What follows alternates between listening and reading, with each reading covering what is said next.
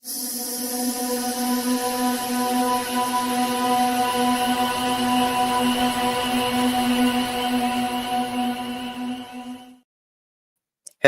what's up, Soul Warriors? Welcome to this episode 2 of Season 6 of the Recovery Soul Food Podcast. We were going to start our Wealth Mindset series this week, but in losing a major brother and friend and influence to this recovery community, and Mr. Joe Nestor, I think it's just brought up such another message that I feel called and led to give. So, I took a break and I'm on StreamYard and things are a little bit different. So if you guys are here, wherever you're watching from, if you're watching from my personal page at Lona Curry or Lona Curry, the podcast page, Recovery Revolution, YouTube, all the places, Hope and Recovery Network, welcome. Thank you.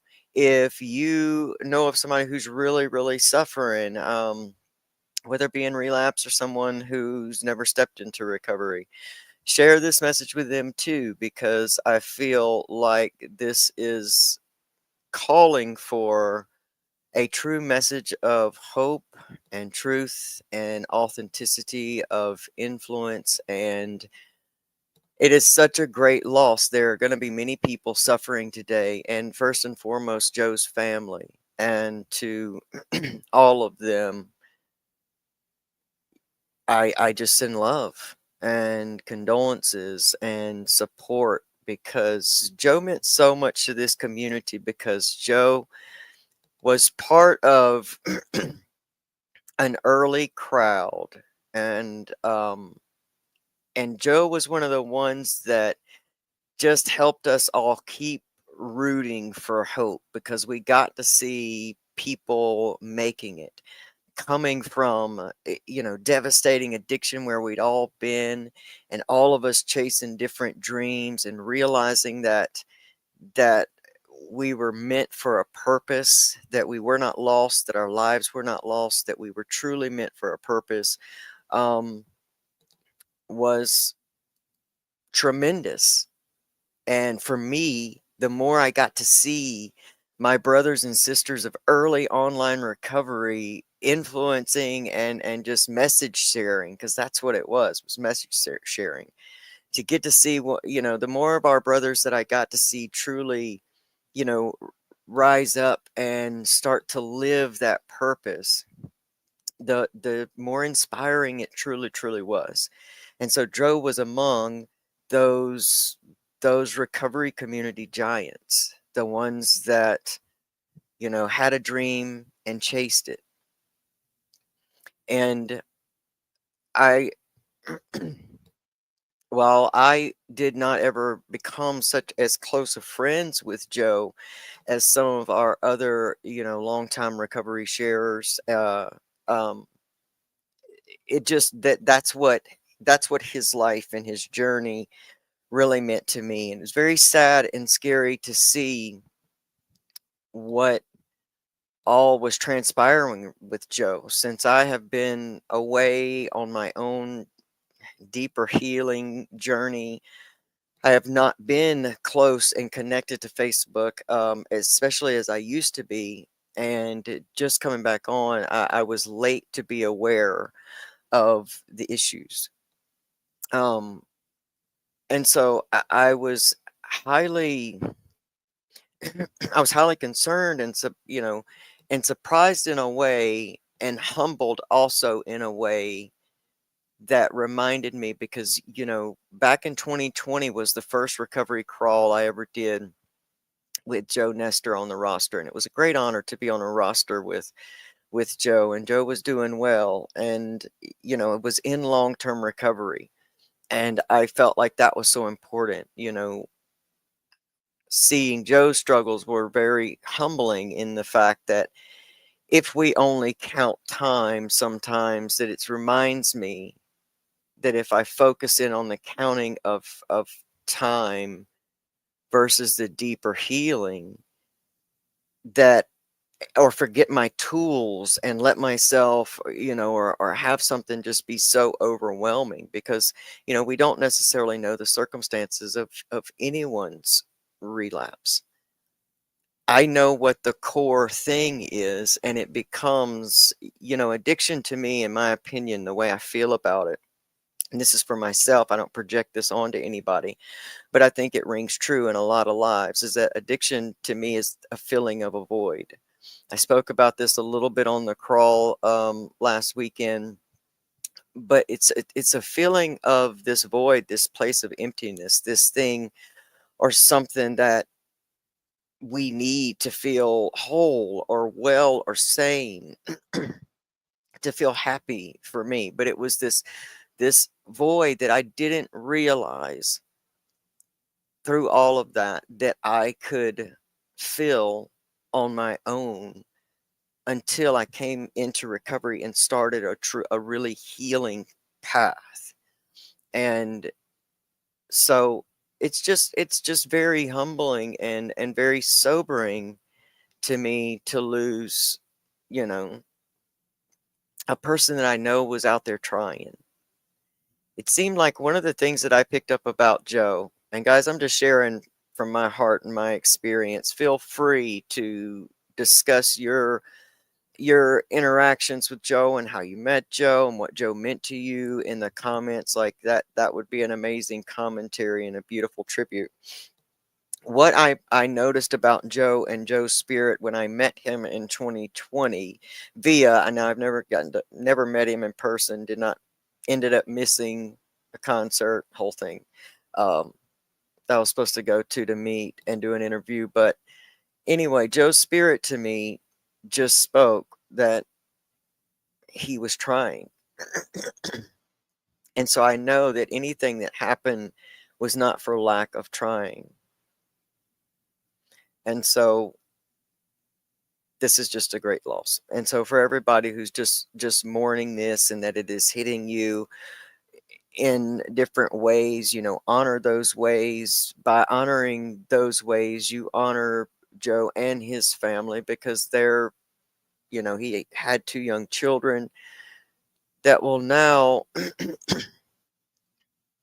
I pray, have so much to garner hope from in his legacy and a path to chasing dreams. I hope that is how, what they will have for their legacy of their father from here. And so, anyway, I'm just sharing all of that. I feel like he was a guy who was really, really trying. And so, whatever the circumstances were,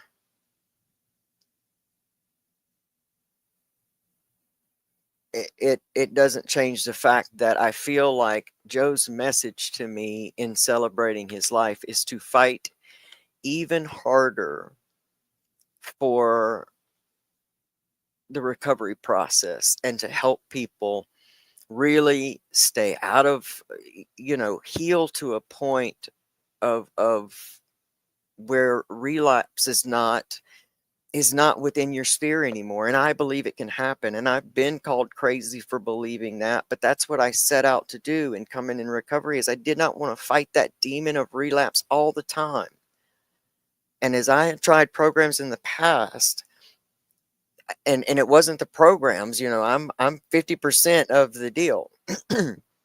I couldn't grasp what healing the void was going to be.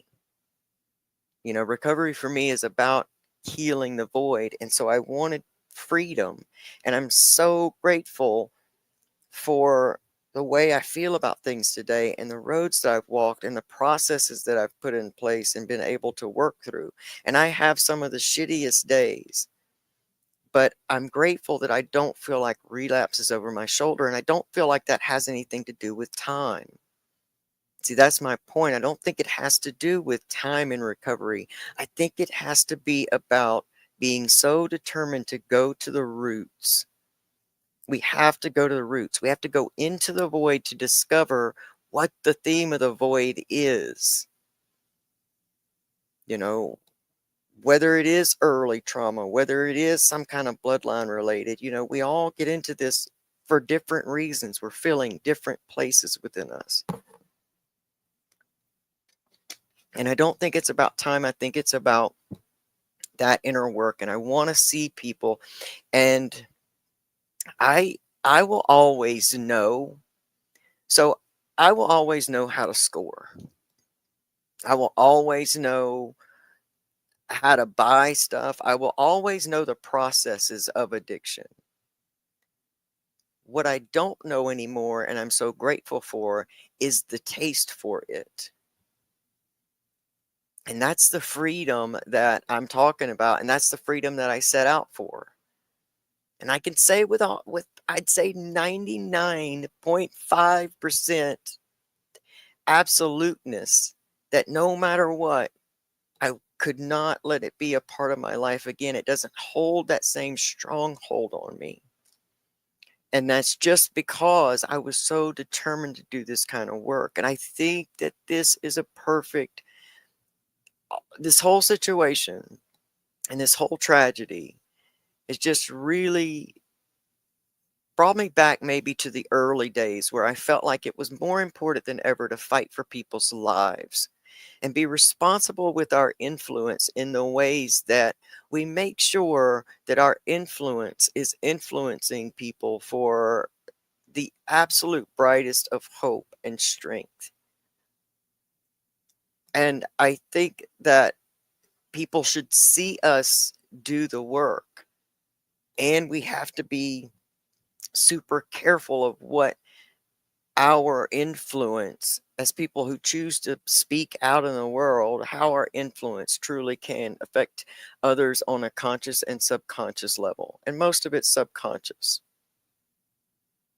You know, we're all influenced by different people. If we spend any time on social media and we followed someone for a long time, you know, they it's more of a subconscious influence, no matter what it is, whether it's baking cakes or starting fires or whatever, it becomes a subconscious influence over us. And so I think that it's just so important that we be responsible, because the deal is these days, you know, relapse was dangerous 12 years ago when I was out there in it. It is even more dangerous now. It is a 50, I wouldn't even say a 50-50 gamble. It's more like 80-20, and the odds are not in our favor to survive this stuff. This is a whole new ball game to me out there. And we can't afford to lose people to relapse. And I want to influence people. And I don't speak out about the freedom part from addiction much anymore, just because I didn't feel like a lot of people really thought that it was possible and just thought I was crazy. And so I took a break to have to go do some work, because it comes in stages. We don't get to a place where all of a sudden we're just done ever craving. It comes in stages and stages of work and growth along the way. But it's a constant diligence to want to see what your best possibilities are. And always living in fear of feeling our emotions, or fear of some catastrophe happen, because, you know, relapse is right there. That is very prominent in the early stages of recovery. It's very, very real. And that's what it's going to feel like, you know. But eventually, my hope was to do enough to see if it was even possible, because I didn't know it was possible when I made that deal with myself on that last day when I stepped into real recovery. You know, I didn't know what it was going to look like. I didn't even know if it was possible, but I was just so determined not to always be afraid of that, or not to always just have that as my go-to. That's how I had relapsed so many times before, is I would just count the days, I'd white knuckle through, and then it would not take long before something came and boom. And then I was out there. And my early recovery didn't look perfect either, you know, but I just kept skinning my knees and getting back up, and skinning my knees and getting back up. But I was 3 years in before I ever came in the online space to share. And I was so excited about it because I thought, holy shit, if if I could start really getting this and grasping this, I just felt this such a call to tell people about it and how I was doing it in hopes that, hey, this might help you too. This might help you too. And so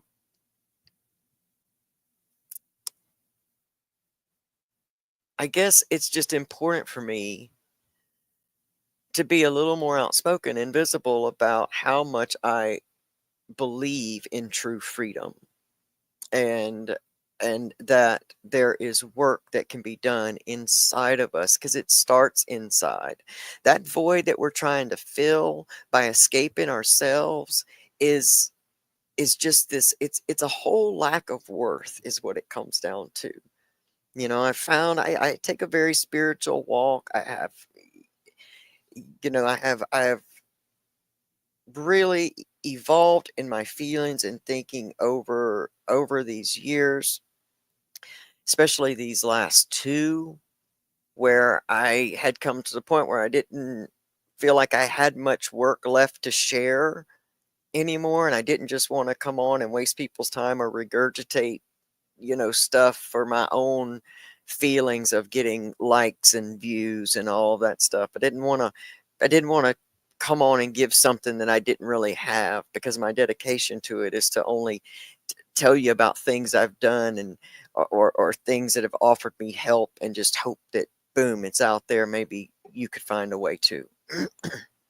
um and so I went away to do some hefty, you know, healing, and just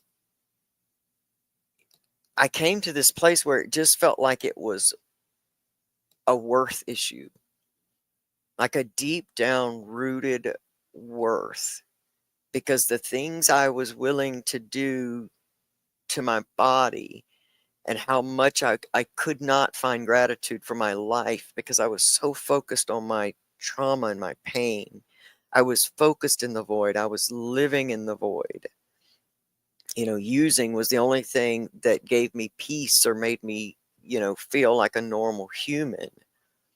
And so I had to visit that void with the help of many professionals and programs, and meditations and spiritual practices and prayer. And I went through many stages of it. But I can say that I have come to a place where I have accomplished some of the things to some degrees that I set out to do, which was to heal my head and heal my heart, because it was my mind that was always replaying the same story, and it was my heart that was always feeling it. And to make those feelings stop, to stop trying to understand it all, to stop, all of the things, to live within my skin.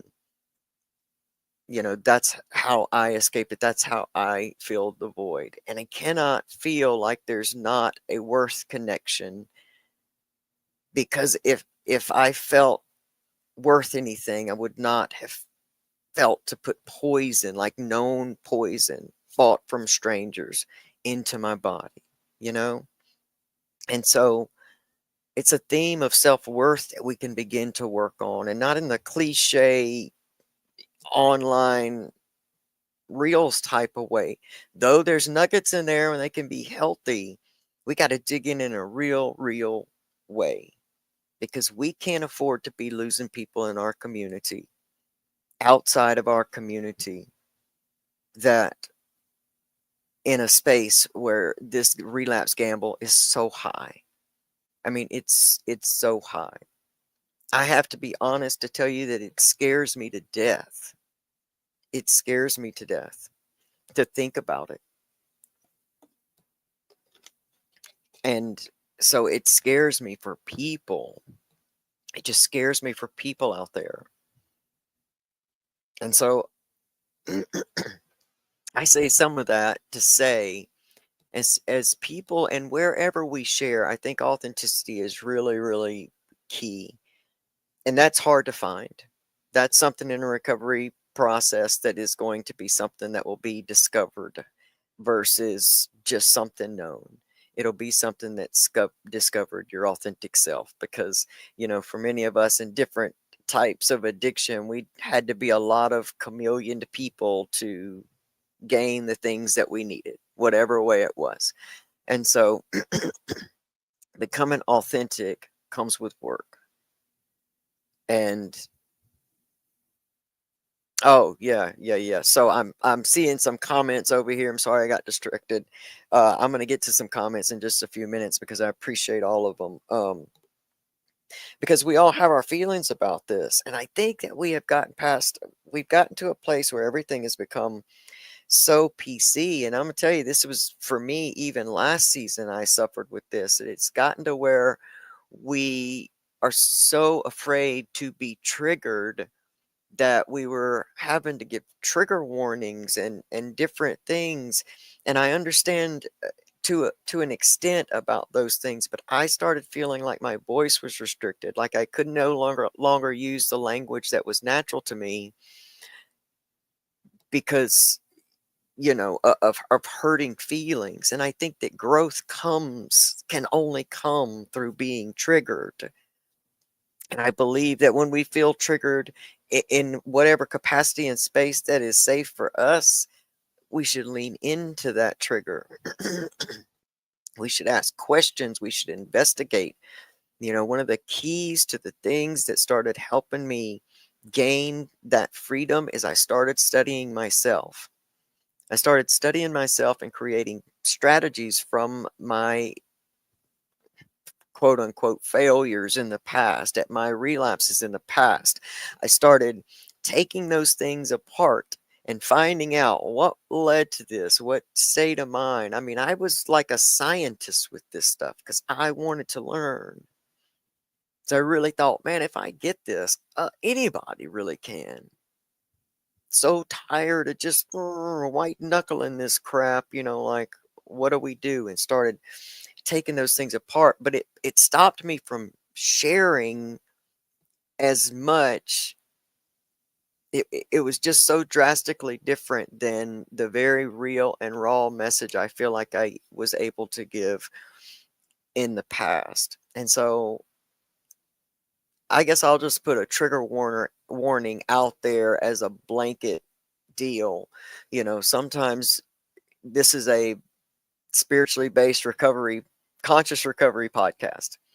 And so I'm going to talk about real shit, and um going to talk about it in a way that's very familiar to me, and I hope that will make sense to you, and just share straight from my heart without all of the other stuff, and that's a blanket trigger warning from here on to season 6. I don't want to have to put it in a lot of stuff. And I think that this is a space where, because I've asked myself, I ask you to be willing to open your mind and really, truly dive into something that may feel very foreign and different, you know, because it's a real spiritual journey. A real healing journey is ugly, it's messy, it will seem like you're not getting anywhere.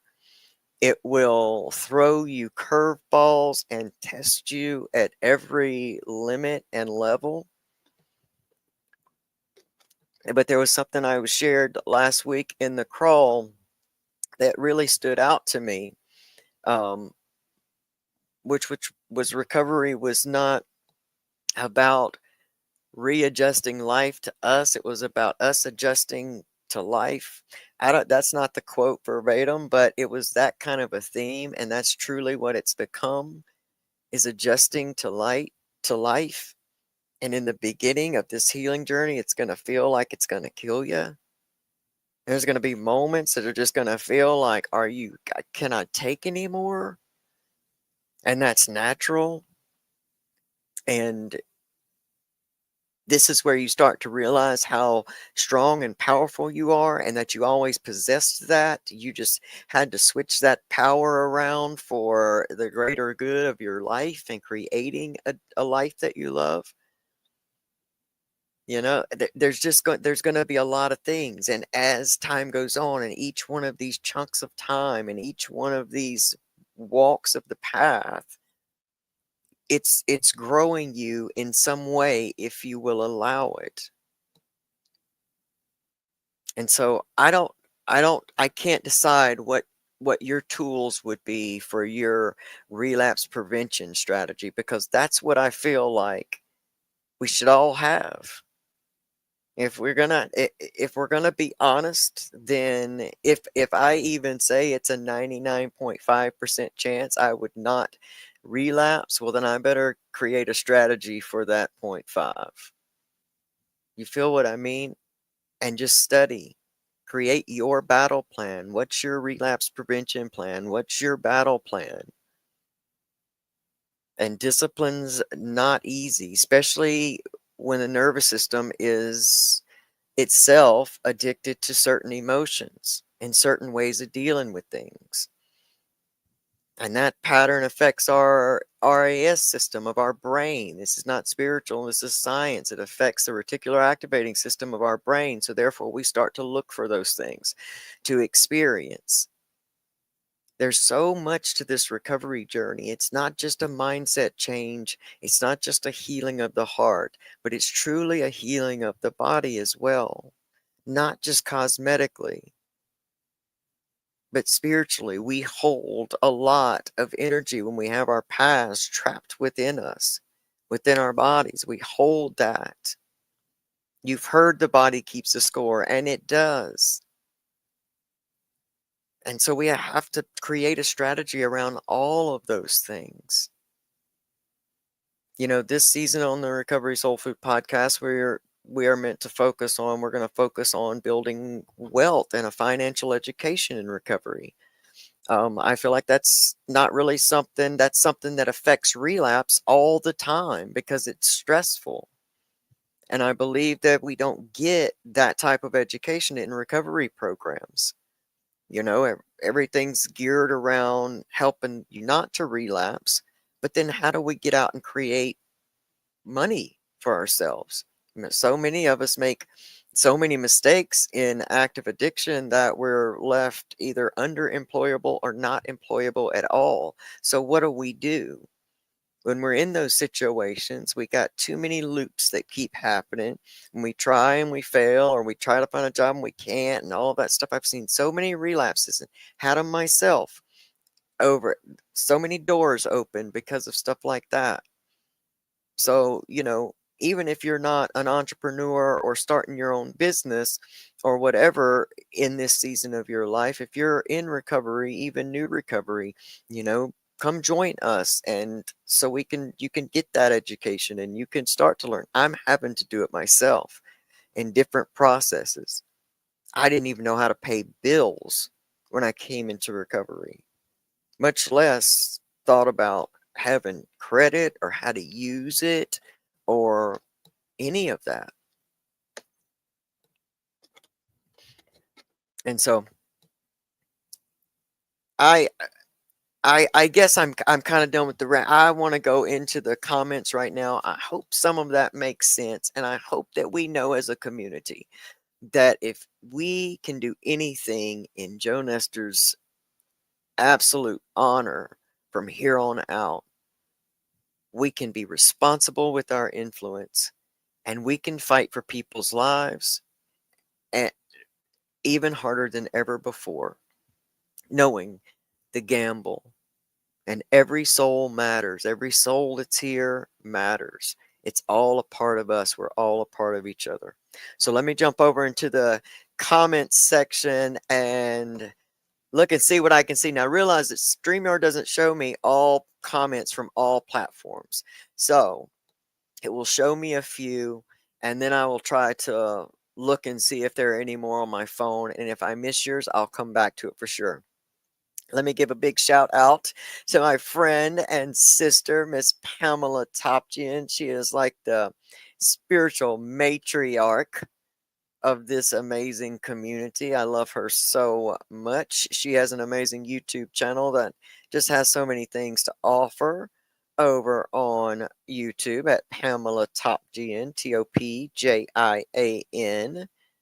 You can get her art and her books at Amazon.com / Pamela Topjian. She's got a really amazing story. If you're new here, haven't ever heard me talk about my soul sister, Pamela Topjian, she has just been such a gracious and amazing influence to me. One of the just greatest friends and people to know in the world. And she has just such a story that just gave me such inspiration and hope. And so I love, love, love to be able to put that out there in the world. Y'all know Maddie Jablonski has a dadgum book, our brother, our friend, Amazon.com / poetry of change.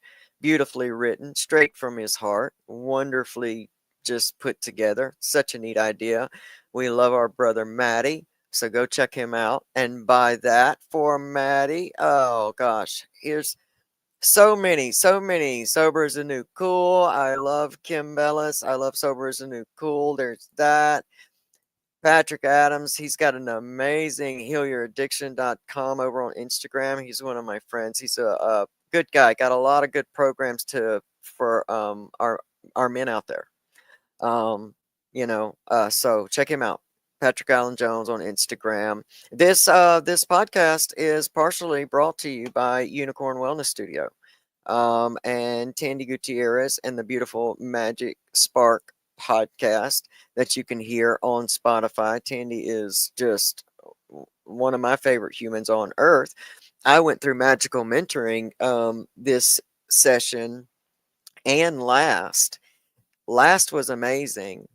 This session was so deep that after like the first part, it was cut up in 3 parts. After the first part, it has kicked me so far into a healing space in a couple areas of my life that it's been wild. So it was a wallop, and it's a brilliant wallop. But anyway, catch the Magic Spark podcast. You can get that on iTunes, Spotify, and all of your podcast platforms. Just helps you. Y'all know I bring everything in. And I believe the planets and the energies affect our planet. And if you watch them and study them along with your prayers, meditations, and all your practices, it gives you such an overview. And because I'm such a strategist, it gives me the ability to kind of strategize my week, understanding what energies are going to be at play. So anyway, she's brilliant at that. We thank them for their love, and we love them back. So anyway, let me get to some comments. That's what I said I was going to do. So that's what I was doing. Hey to Pamela Topjian. Mary Huffman is also a matriarch to this community. Mary is always active, always supportive, always keeping it real. If you call Mary, Mary is there to help. Mary's going to hold your feet to the fire, and that's the best thing possible. Accountability was one of the biggest strategies of my early recovery. It is becoming yet I'm implementing this strategy again in my building my business. So accountability is key. Always have somebody in your life that's willing to tell you the truth and the real truth, no matter what. So help them God, so that you always have somebody that you know is going to just give it to you real. That's Mary Huffman, and I appreciate her. Different paths, yes. Powerful story Joe had, for sure. For sure. Joe had a really powerful story, and it's a legacy for sure, and it's a legacy built in strength and perseverance. And that's what here's what I know. Here's what I know about all of you. We all have the most tremendous perseverance. You don't live in addiction and not have perseverance. It's just about taking it out of the shame cup and putting it over in the power cup and realizing that I can use this for my recovery, for the betterment of others. And yeah, everybody does need to remain vigilant. I mean it. I mean it. I mean it.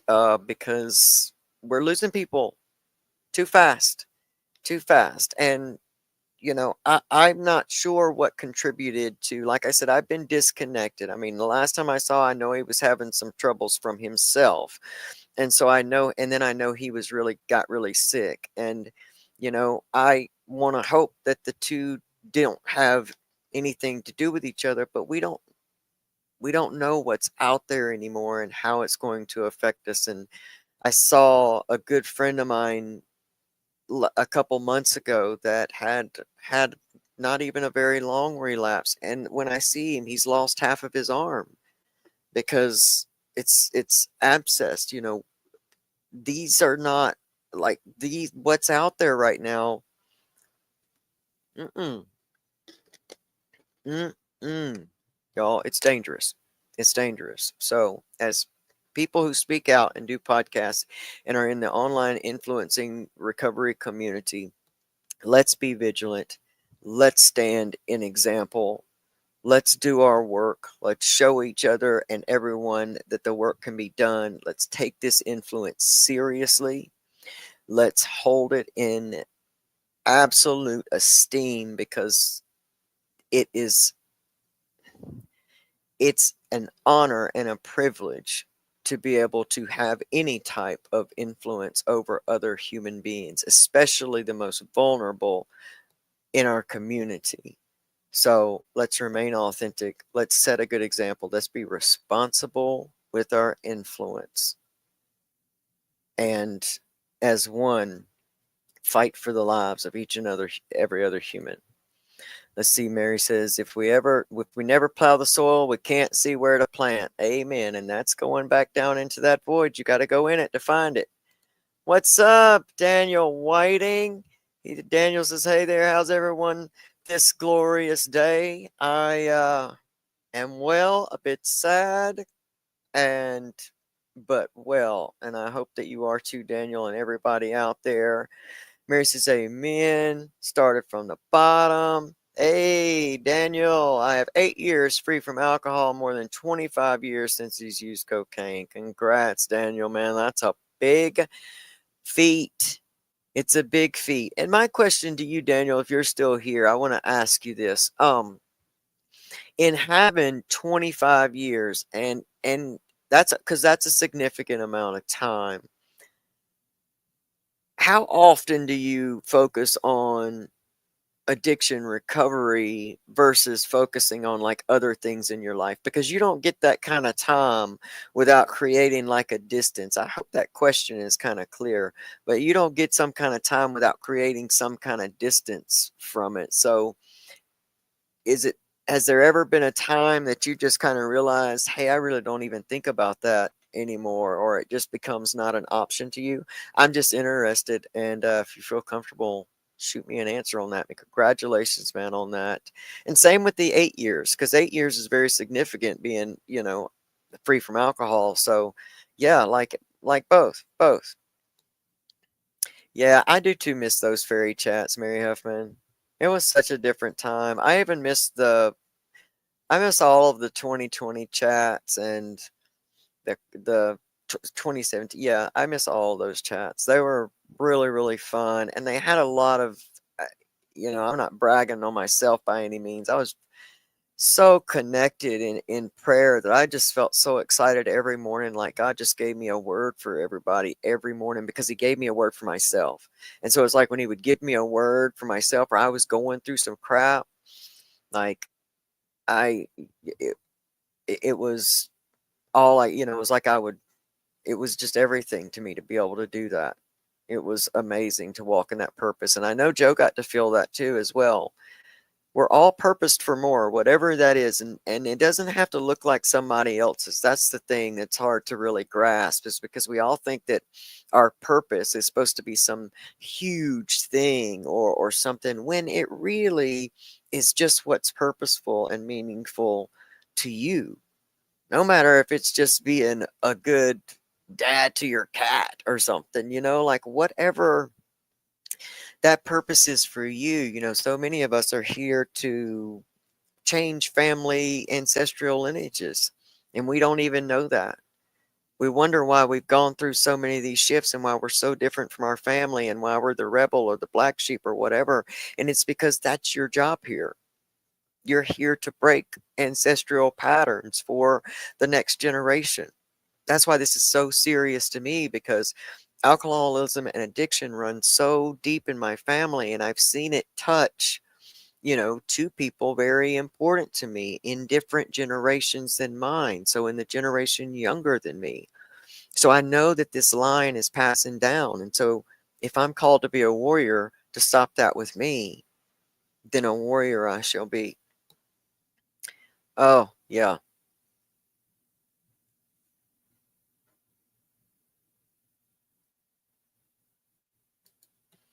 Congratulations, Daniel. That's right. I've learned to love myself. That's when we find the love of our life. Congratulations to you, Daniel. That's awesome.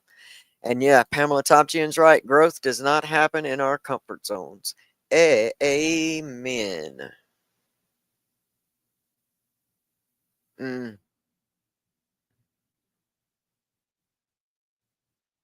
yeah, looking at what tripped you up. Yep, yep, yep. I like that. Yep.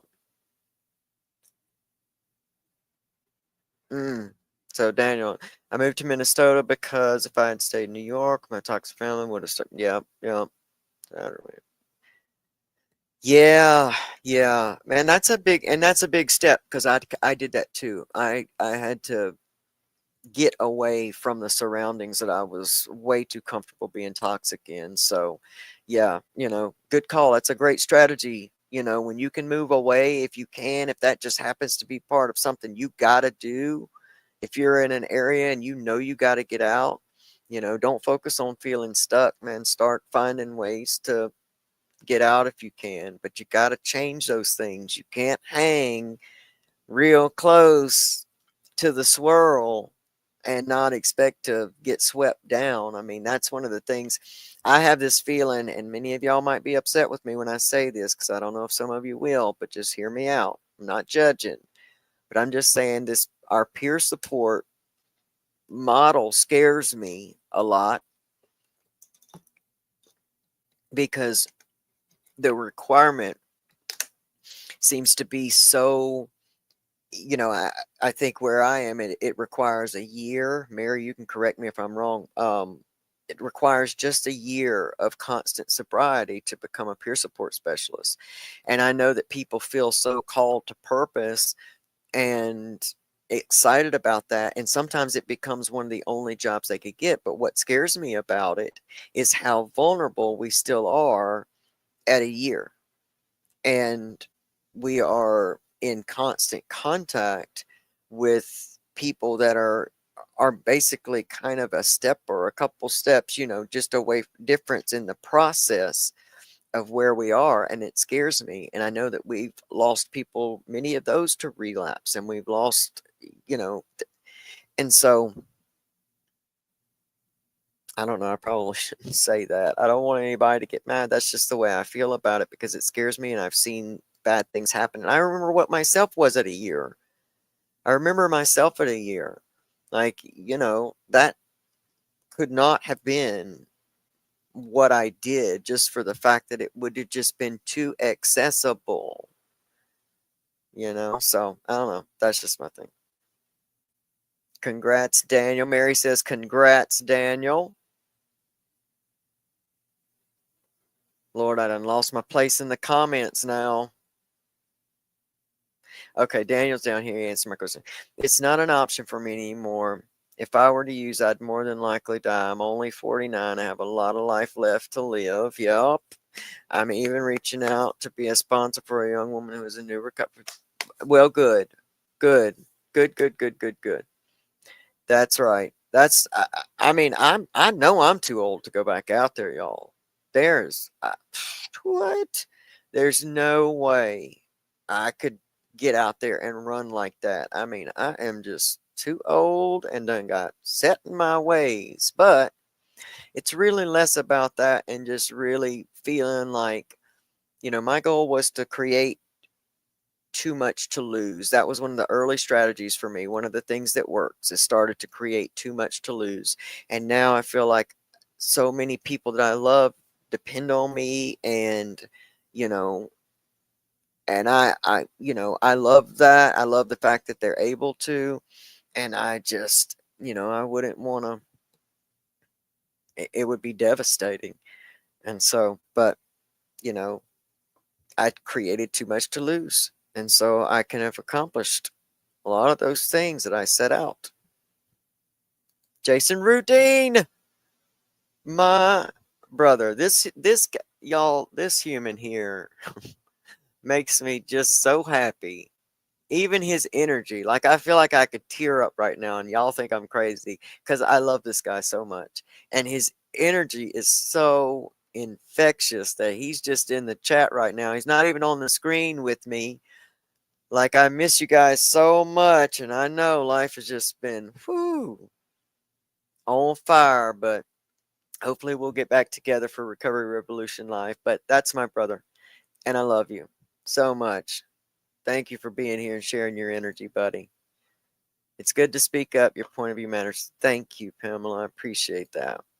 Jason said, there is an inherent danger. It's important that we are honest with ourselves when it comes to our own limitations and weaknesses.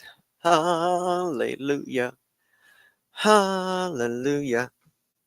Yes, sir. Yes, sir. It's recovery. It's recovery.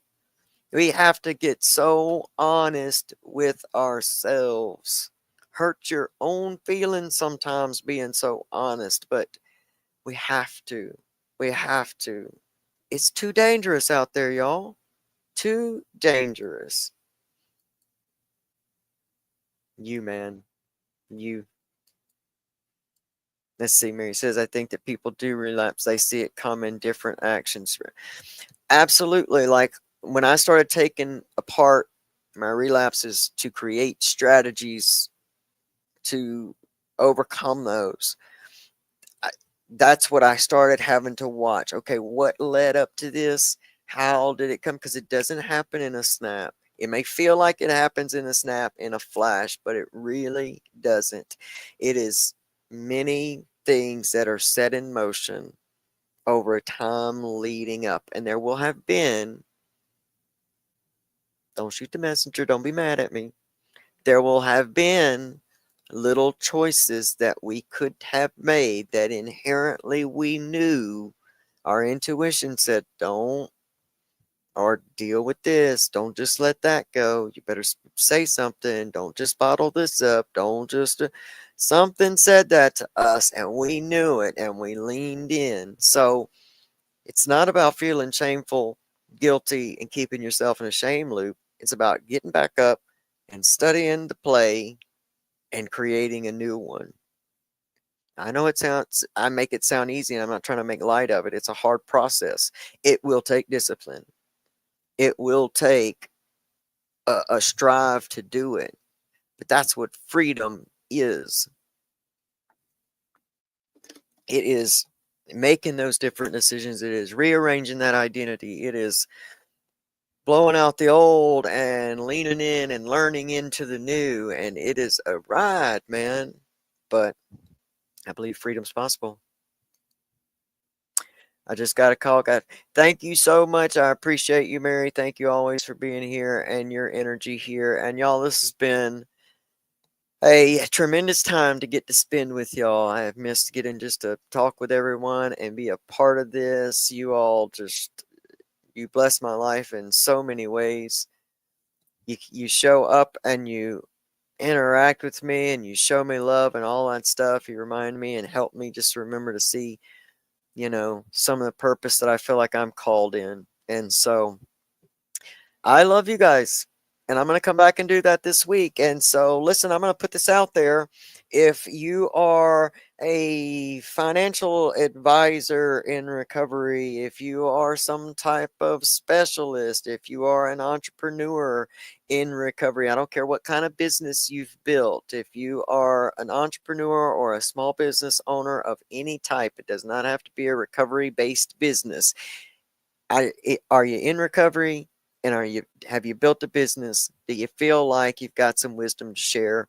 If you do, hit me up. The best place I think to message me, I'm trying to look at Facebook Messenger a little bit more, but would be the Instagram, and that is at recovery_soul food on Instagram. I'll start getting back there more. I just been in it, y'all. I just been in it. All right. I love you guys. Until next week, just know that you can, no matter where you are, get up from your give up and you can create a life you love. I'm living proof, and if I can, you can. All right, y'all. See you next week. Bye.